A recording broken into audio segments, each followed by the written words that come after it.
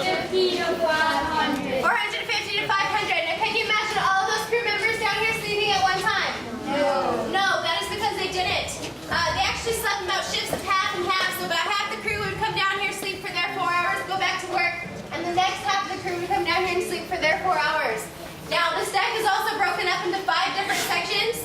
The very forward part of this deck, where you see all the life jackets behind me, is known as ship's sick bay. The only thing that separated the sick from the sleeping was a thin hanging sheet. Now right behind sick bay, about where I'm standing, is where we had our sailors. Now, and right actually where you're standing is where we had our ship's Marines. So we had about 50 to 55 Marines on board the ship, not only to guard the grog tub, but they were also used for our boarding parties and our sharpshooters during battle, which means they climb the mast, they go up the rigging, and they fire down to the other ships. Now, behind the Marines, we'd actually have our midshipmen, and midshipmen as officers in training. Now, and our actual officers would be sleeping in those rooms that you see right behind you, those wooden doors, called the wardroom. Now in the wardroom, there's a few different rooms.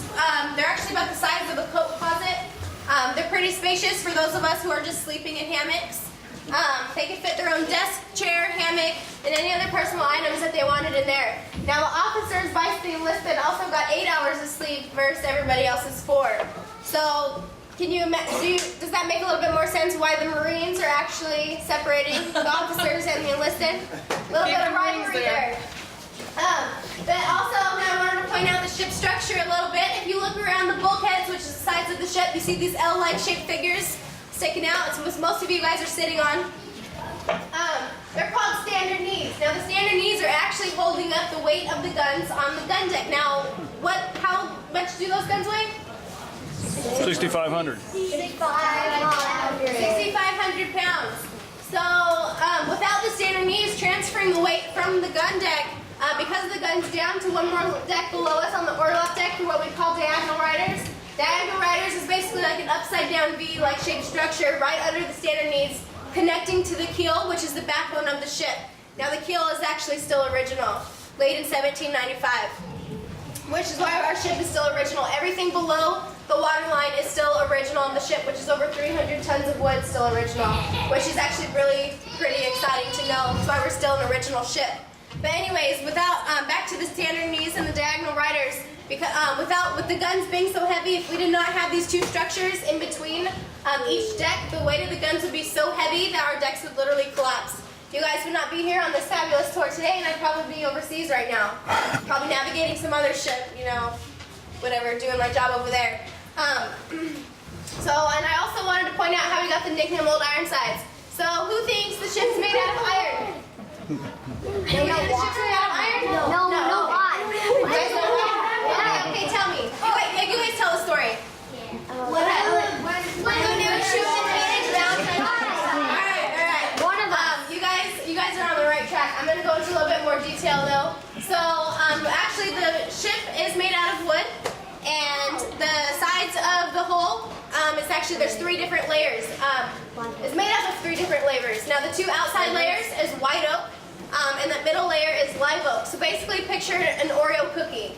Now that Oreo cookie, the live oak, is actually 5 times more denser than any other wood in that time frame, giving it the density to take cannonballs and basically just let cannonballs bounce off of them or just get stuck right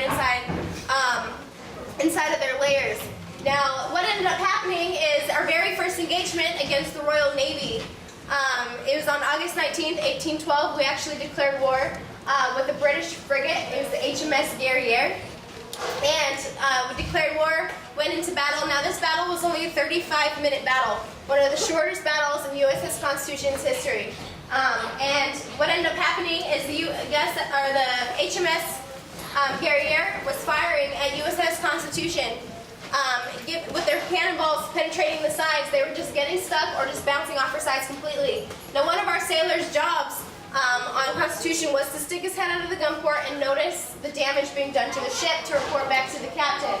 And when he popped his head back in from what he saw, he shouted, "Huzzah, her sides are made of iron." Now, the live oak is actually, it's so dense, if you were to take a chunk of live oak and stick it in a bucket of water, it would float right beneath the surface. It's that dense. It is extremely powerful, and giving us the nickname Old Ironsides after this battle.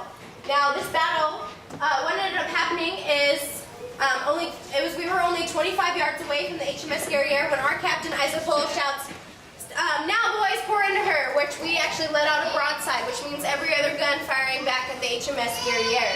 Now, in doing this, we actually take down her mizzen mast, which is her most aft mast, falling down into the water, acting like a rudder, basically slowing her down so that the ship can't get any closer to Constitution. But it doesn't really work, and USS Constitution and HMS Guerriere get so close together that they end up colliding with each other. Now, during this collision, one of our Marine officers, his name was Lieutenant William S. Bush, asked to board that ship. Now, he asked to board that ship so we could take it over and use it as a prize ship later on. But what happened is he asked our captain, "Shall I board her, sir?" And those actually were his last words. He did not make it. He ended up getting shot right after he said that. Now, the reason why I tell you guys this is because Lieutenant William S. Bush was the very first Marine officer to die at sea on USS Constitution. And we didn't forget about him. We put it in our tours every day. We also have our quarterdeck in commemoration of Lieutenant William S. Bush. And Marines are still pretty important in this history, especially on USS Constitution starting our Navy and bringing us about where we are today. But what ends up happening is USS Constitution and HMS Guerriere finally pull apart from each other. USS Constitution does a little turnaround and gets ready to come back. Now, the HMS Guerriere, due to the broadside that we fired and the collision, she is now mastless. So what ends up happening is they lower their colors and they fire one last shot opposite side of battle. They surrendered.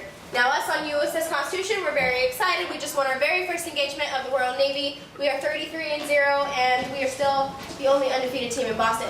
No, I'm just kidding. So that's pretty exciting. But there is one battle that we still fight today, and it's not against a British frigate. It's not against any ship in that matter, but it's against time.